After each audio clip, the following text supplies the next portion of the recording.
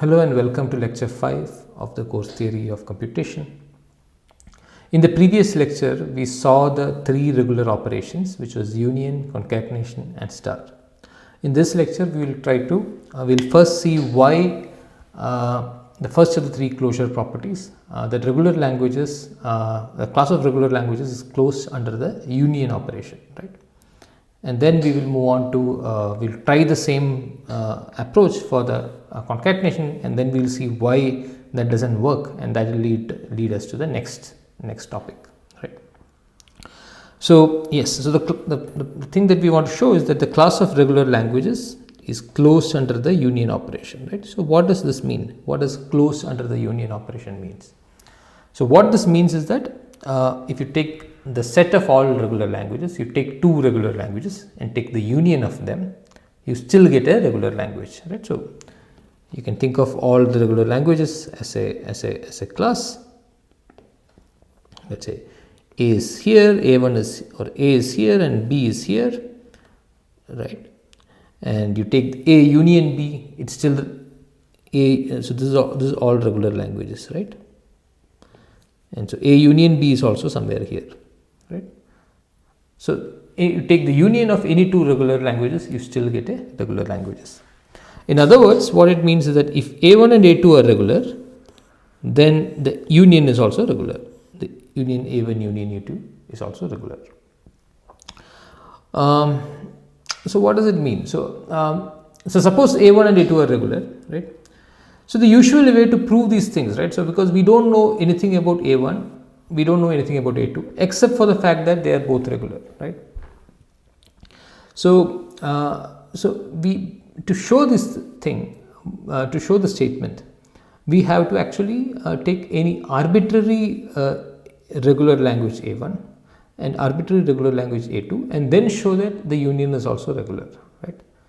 So what do we know about an arbitrary regular language A1 and A2? So the only thing that we know is that it is regular. So by definition of regular language, there is a DFA M1 that exists such that the language recognized by M1 is A1, right? And there is a DFA M2 such that the language recognized by M2 is A2. So this is just pretty much the definition of what is a regular language. So now the question is, to show that the union is regular, we have to build another DFA M such that the language recognized by that DFA is the union. So you have one DFA that recognizes A1, there is another DFA that recognizes A2. So the first one is called M1, the second one is called M2.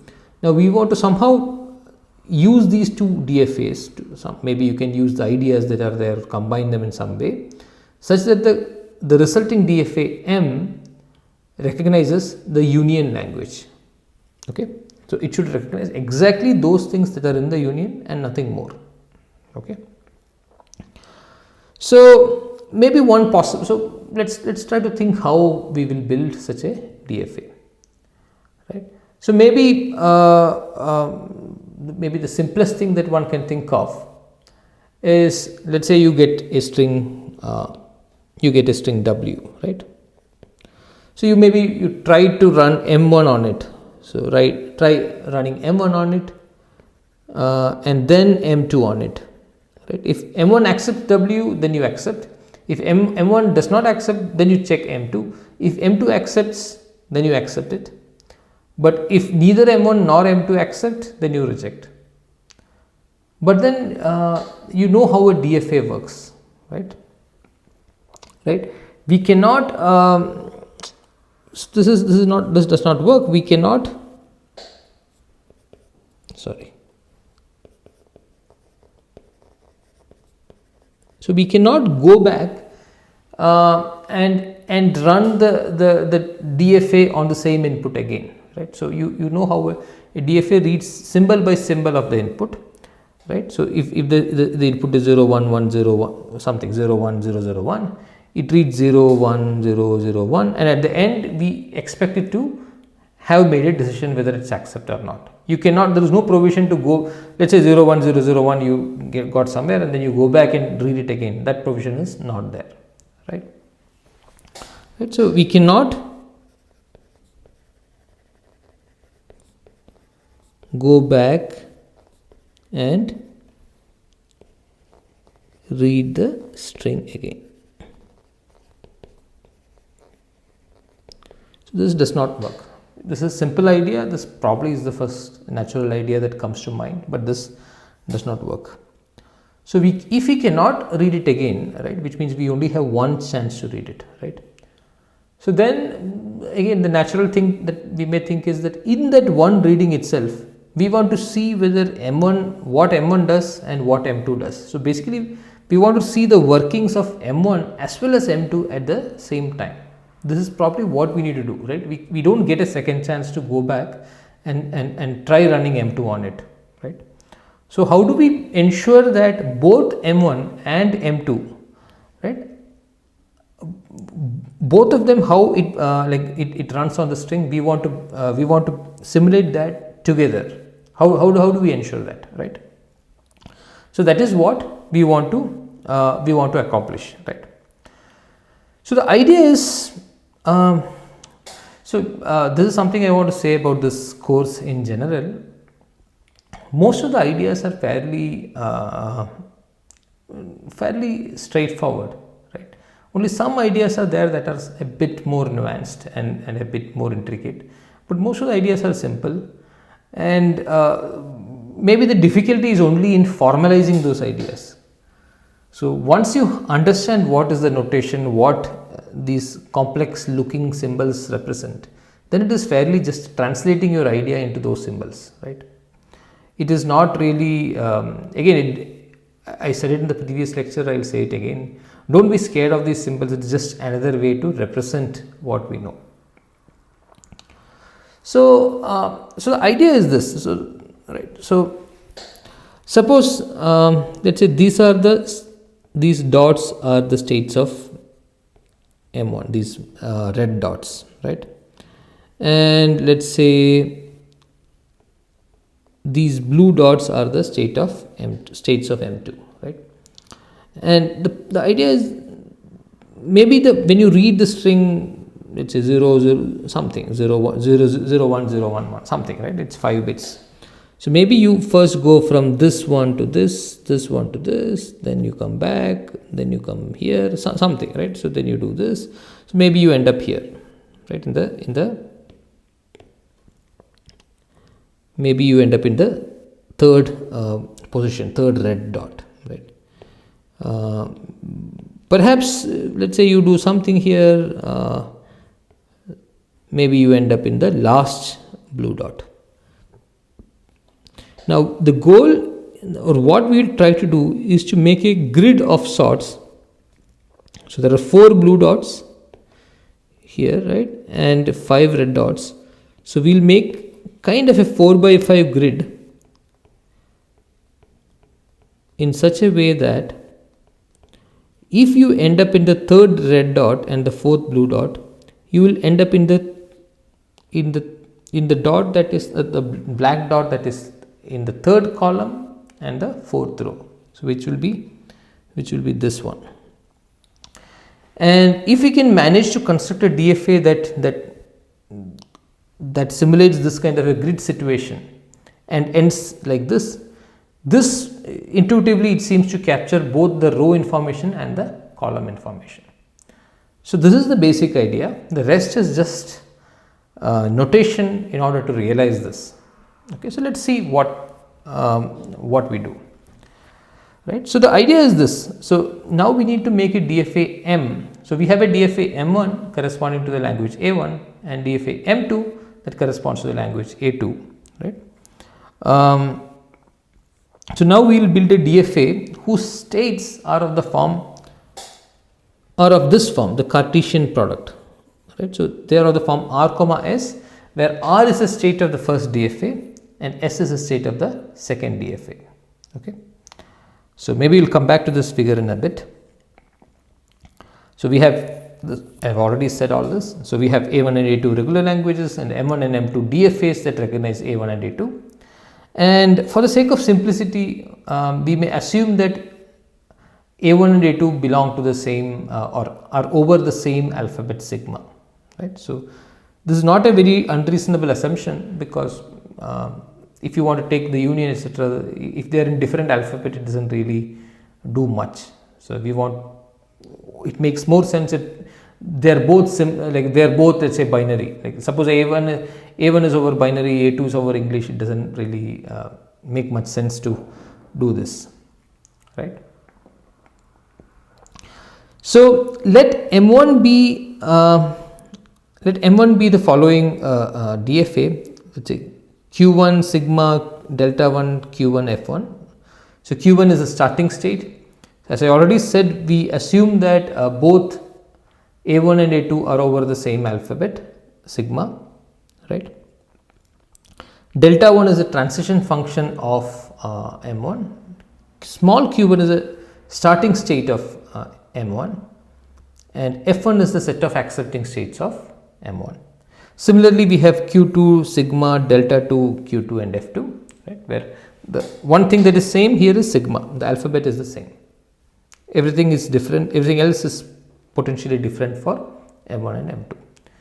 Our goal is to build a DFA M using which has, let's say, over the same alphabet, but with starting with set of states Q, delta, and starting states small q0 and accepting states F, such that the set of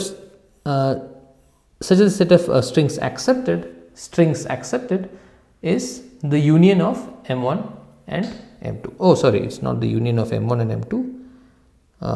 It is the union of A1 and A2, right? Or in other words, it's just the L of M1 union L of M2, right? Because M1 and M2 are machines or DFAs. You cannot take the union of DFAs, right? So as I already said, the set of states of this DFA M will be the Cartesian product. So every state of the new DFA constructed will be of this form, R1 comma R2, where R1 comes from the state of the first DFA M1 and R2 comes from the state of the second DFA M2. In other words, it is just the cross product of Q1 and Q2, Cartesian product of Q1 and Q2. So, right. So Q is just Q1 cross Q2, and the alphabet is the same. So the alphabet of M is also the same. So this is just some, in case A1 and A2 are over different alphabets, we can let the alphabet of M be the union of these two alphabets, right? So again, this is, and you can view A1 and A2 as the languages over the union, right? So this is possible. And the main key thing is, how are we keeping track of the transitions of M1 and M2? So in our tiny example over here, maybe I'll write, in our tiny example over here, we try to explain that,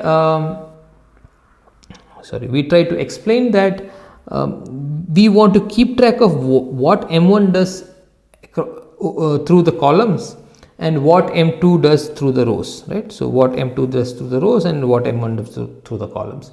So if a certain string ends up at the middle in the third state for M1 and the fourth dot from the top for M2, right? So we want it to end in the third column and the fourth row of the Cartesian product.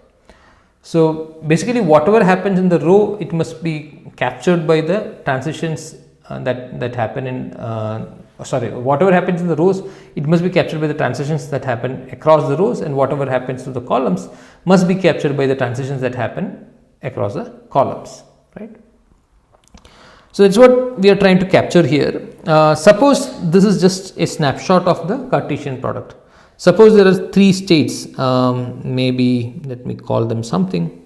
Let me call them B1, B2 and B3. These are the three rows of of the machine. So B1, B2, B3 belong to Q2. Right? And let's say these red ones, there are only two states, so A1 and A2. So A1 and A2 belong to Q1. So Q1 is a set of states of M1 and Q2 is a set of states of M2.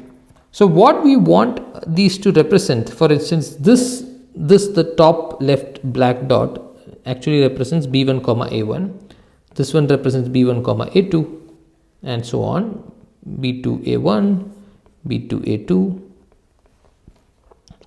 B3 A1, sorry, and this is B3 A2. So suppose we start from the top left B1 A1 state, and suppose we see a 1, let's see what, or suppose we see a 0. If you see in the rows, if you see a 0, you go to the one row below, and in the columns, if you see a 0, you remain in the same point A1. So B1 A1, so B1 goes to B2, A1 remains at A1. So if you see a 0, you should do this. You should just go down to B2 but remain at A1.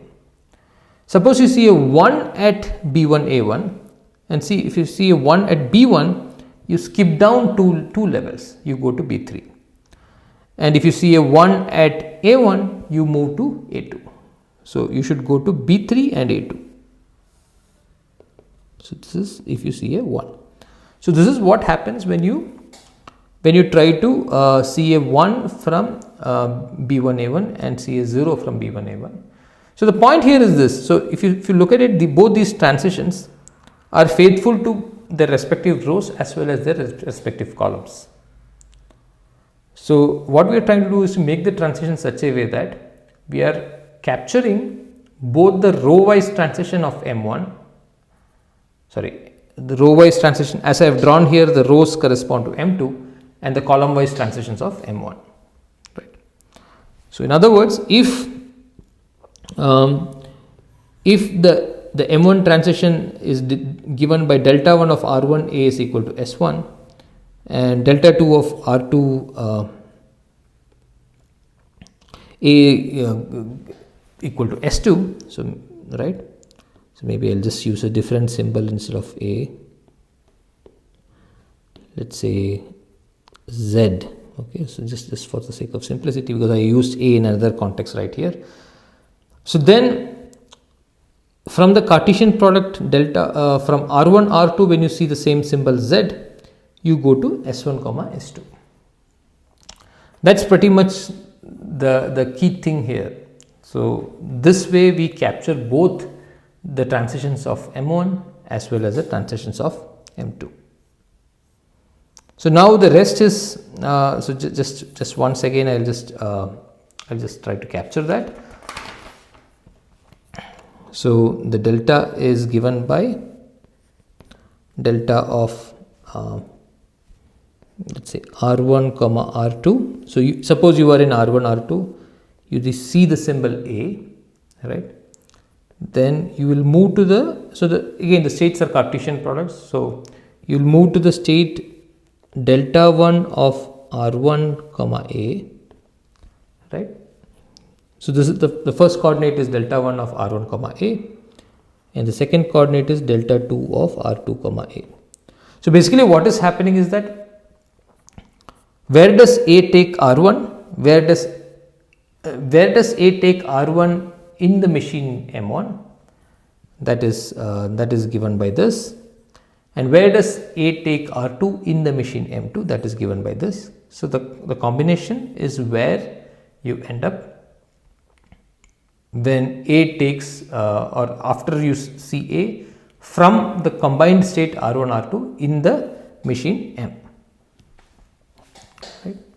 Same thing is what I have written here as well. If delta 1 of R1Z is S1, delta 2 of R2Z is S2, then delta of R1 R2 is when you see Z is just the set S1 comma S2.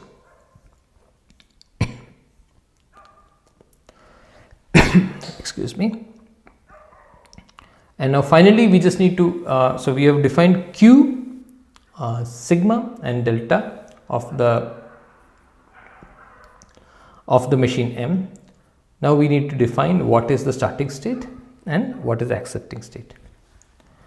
This is fairly straightforward. The starting state is simply the Cartesian pair consisting of the starting states of M1 and M2. So starting state is simply Q0 is the starting state of M. It is simply Q1 comma Q2, where Q1 is the starting state of M1 and this is starting state of M2. Right? And accepting states. So which states should we earmark as the accepting states? Or in other words, W is being processed in the let's say a string is being processed in the machine M, which is the Cartesian product machine. Suppose it ends at a certain state R1 comma R2. Do we accept the string W or not? Right. So the thing is this: we are trying to generate a machine for the union of two languages.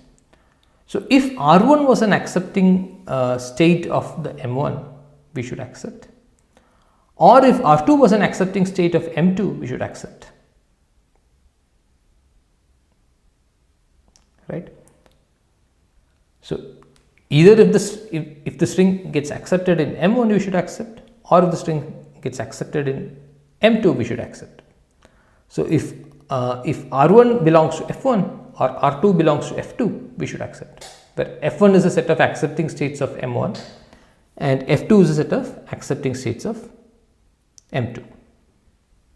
So in other words,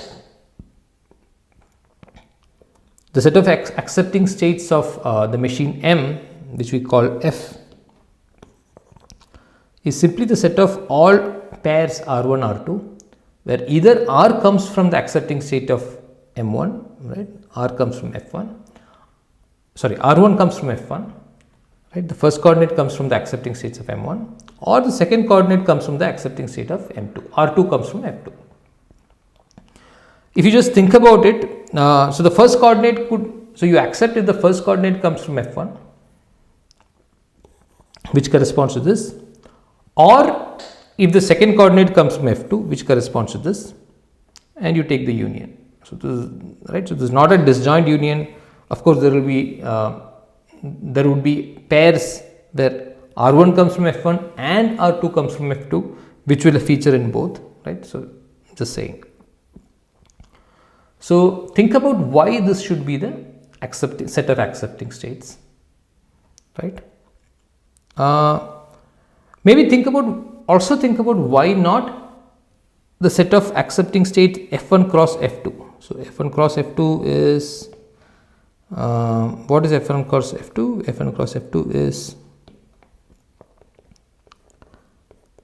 R1 comma R2, where R1 is in F1 and R2 is in F2. Right? This is the definition of F1 cross F2. Why not this? If we made F1 cross F2 as the set of accepting states, what would happen? Just think about this. Right? I am not going to explain now, but think about this. The correctness of the proof is fairly straightforward. So there are two things that one has to think through. One is that any movement of M1 or M2. Right? So let's say a certain string that is in the union. Some W is there that is in the union. So now the way this combined Cartesian product machine M operates on W faithfully replicates what happens when M1 reads W through the columns and M2 reads W through the rows. So it faithfully replicates that. Now suppose M1 accepts W, right? Suppose the W belongs to the union, right? So suppose W belongs to A1, right? Now suppose suppose W belongs to A1, right? This means that M accepts W, right? Because M1 accepts W, right? Because M1 is the DFA corresponding to W, which means there is a sequence of states S0, S1, etc. This is the definition of when a certain DFA accepts at a certain string, where the starting state is the starting state of M1 Q1 and each transition is proper, right? And you end up at an accepting state. So Sn is the accepting state of M1, right? So this is basically, what are these? This is the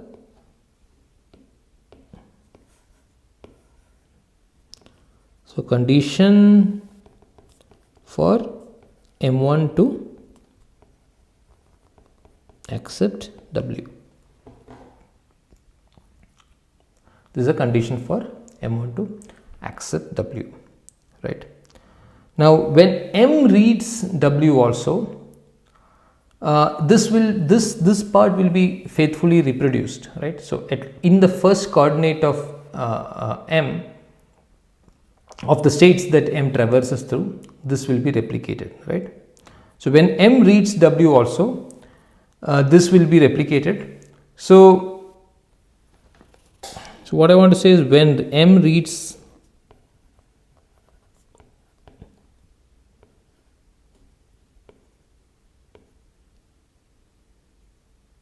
it will end in some state Sn comma, I don't know, some state Sn comma R, where R is some state in Q2, which is in M2. Sn is the same state, the same Sn over here, right? This Sn and this Sn are the same. So which means M ends in F1 cross Q2. By our definition, it belongs to the accepting state of M, right? So this belongs to the accepting state of M, which is F. So M accepts W. Similar reasoning works for if W was accepted by M2 as well, right? So in this case, W is in L of M2. The same thing will work, but then instead of F1 cross Q2, it will be accepted by Q1 cross F2. So what we have reasoned here is that if M is in the union of A1 or A2, sorry, if W is in the union of A1 union A2, if W is in either A1 or A2, then W is accepted by M. Okay, if W is in the union, then which means if W is accepted by M1 or W is accepted by M2, it will be accepted by M, right? Is this alone enough to show that is this enough? Is it so? What we have shown is this, right? What we have shown is this: for all W in A1 union A2, W is accepted by M. So the question is this enough? Is this enough to reason that? So in other words, what I am asking is, does this mean that L of M equal to A1 union A2? Right? Question mark. The answer is no, because all this means is that any string that is in A1 or A2 is accepted by M. So this only means that,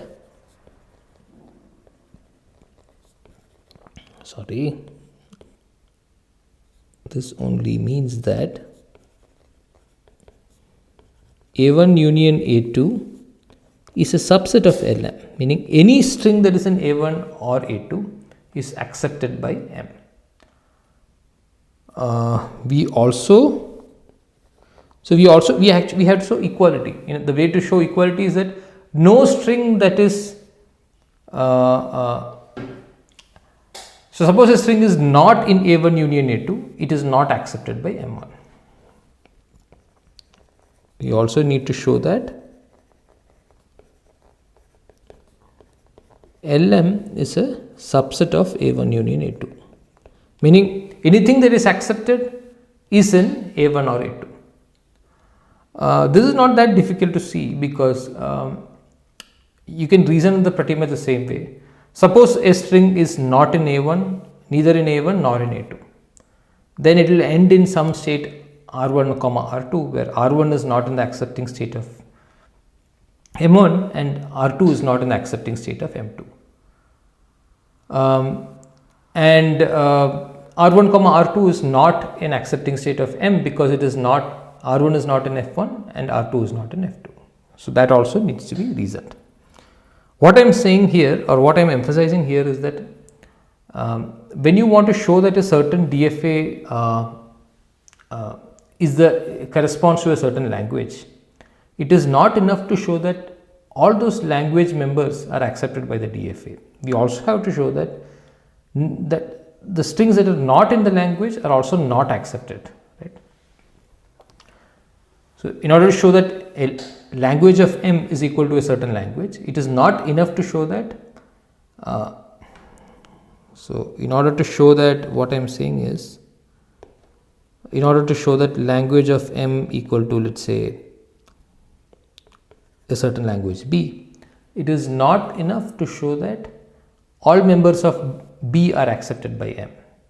We also have to show that all members of all strings that are not in B are not accepted also, right? So this just means that if you just show that all members of B are accepted by M, it just means that B is a subset of the language accepted by M. So we also have to rule out that anything that is not in B are not accepted, right?